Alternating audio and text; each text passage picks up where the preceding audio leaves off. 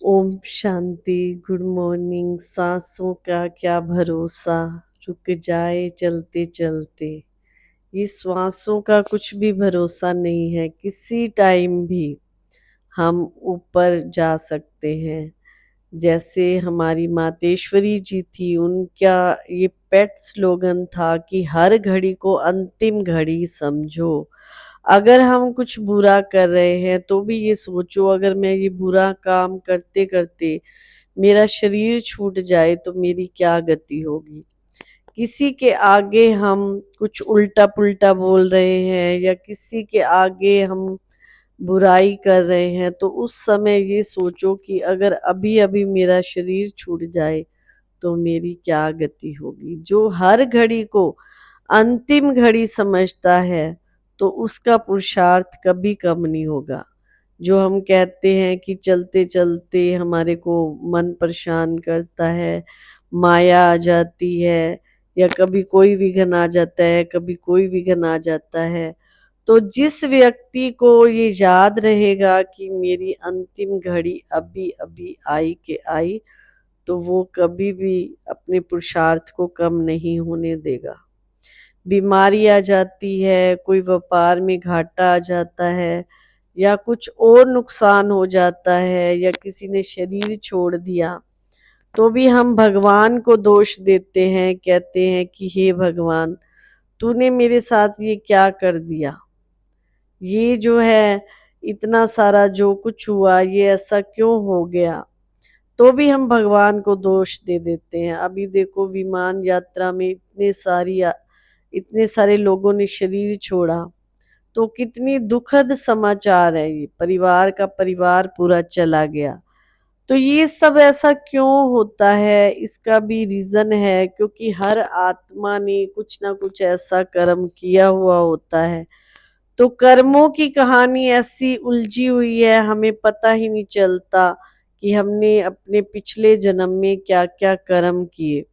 उन कर्मों की कहानी के हिसाब से ही हमारा शरीर छूटता है। जो जैसा करता है वैसा भरता भी है।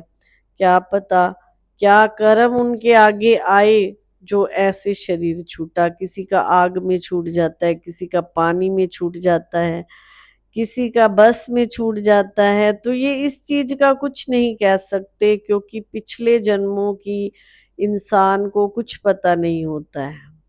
अभी देख लो, एक व्यक्ति है, वो मान लो आज 1000 मुर्गियां ले आया, उसको मार करके उसने उसका जो है क्या बनाया, उसका उसने जो नॉनवेज खाते हैं वो सब उनको खिलाया।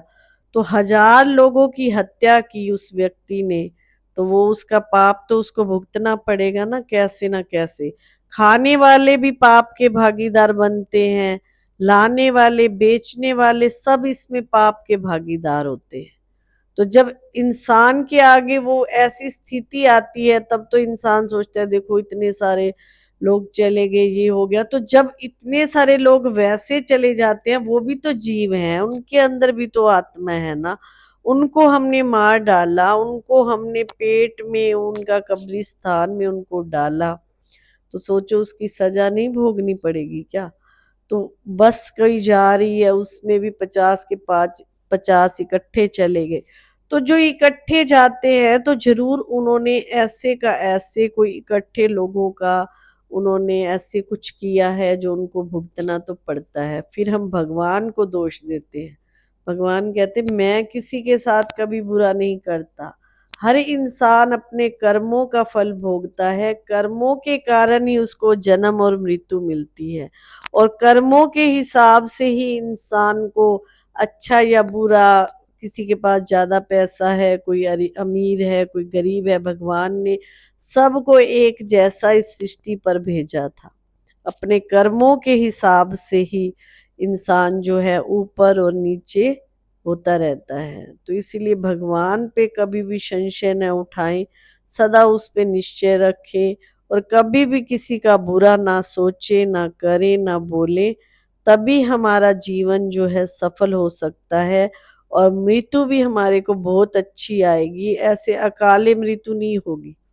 जिस आत्मा के बहुत काल से पुण्य कर्म होते हैं, उनकी परमात्मा ने भी कहा है कि उनकी कभी भी ऐसे अकाले मृत्यु नहीं होगी, उनकी मृत्यु भी बहुत अच्छे तरीके से होगी। परमात्मा की याद में वो आत्मा शरीर छोड़ेगी। ओम शांति।